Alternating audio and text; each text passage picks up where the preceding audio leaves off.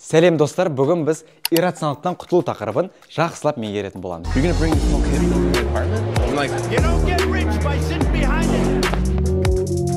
Кеттік. Бізде ең бірінші 5 бөлінген түбірасты 3 деген есеп берілген. Яғни, мына есептің бөлімінде тұрған түбірастынан, яғни иррационалдықтан біз құтылуымыз керек. Енді құтылып көрейікші. Ол жерде біз мына бір лайфхакпен қарастырсақ болады. 2 жарты 1 бүтін дейтін. Ол не десеңіздер, қараңыздар. Бізде мынау бөліміндегі түбірасты 3 деген ол бізде негізі 3-тің 2-ден 1 дәрежесі. Яғни ол бізде жарты бөлік. Оны толықтыру үшін біз түбірасты 3-қа көбейтуіміз керек. Бірақ санды жай ғана ол түбірасты 3-тің өзіне көбейте алмаймыз ғой. Сол үшін оны 1-ге көбейтейік. Бірақ 1-ге көбейту дегенді біз түбірастында 3 бөлінген түбірастында 3 деп жаза аламыз. Осылай жаза алатын болсақ, біз бірден бірімен қысқартып тастамауымыз керек. Алымын алымына, бөлімін бөліміне көбейтіп шығайық. Сонда не шығады бізде 5-ті түбірасты көбейтетін болсақ? 5 түбірастында 3 шығады, ал бөлімінде түбірастында 3-ті түбірасты 3-ке, яғни 1 жартыны келесі жартыға көбейтетін болсақ, ол толық 1 бүтін, яғни 3 шығады. Қараңыздар, 5 түбірасты 3 бөлінген 3, біз өз мақсатымызға жеттік. Яғни иррационалдықтан бөліміндегі иррационалдықтан құтылдық. Ал алымы тікелей маңызды емес. Енді екінші есепті қарастырып көрейік. Бізде мұнда 7 бөлінген 1 плюс түбірасты 5. Бірінші есептен кішкене күрделі. Оның күрделілігі бөліміндегі бүтін бөлігі мен иррационал бөліктің бір-бірімен қосылып тұрғанында. Бұл түрдегі есепте иррационалдан құтылу үшін біз бұның дәл осындағы бөлігінен дәл осының жарты бөлігіне көбейтуіміз керек. Бірақ оның таңбасын алмастыруымыз керек.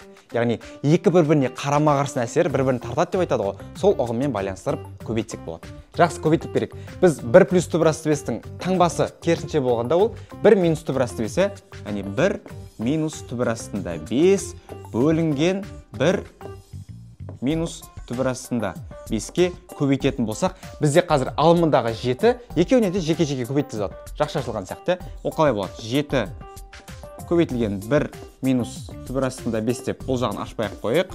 Ал бөліміндегі бөлігі 1 плюс түбірасты 5 көбейтілген 1 минус түбірасты 5. Бұл бізде а плюс б көбейтілген а минус б деген қысқаша көбейту формуласы. Ол екеуінің мәні бізде а квадрат минус б квадрат, яғни әр қайсысының квадраты болады. Онда қалай? 1-дің квадраты бізде 1 болады, түбірасты 5-тің квадраты 5 болады. Яғни арасында минус таңбасы бар 1 минус 5. Онда біз қазір әрі қарай шығаратын болсақ, алымындағы мен иррационалмен қалуы мүмкін, бірақ бөлімінде минус 4 шығайын деп тұр.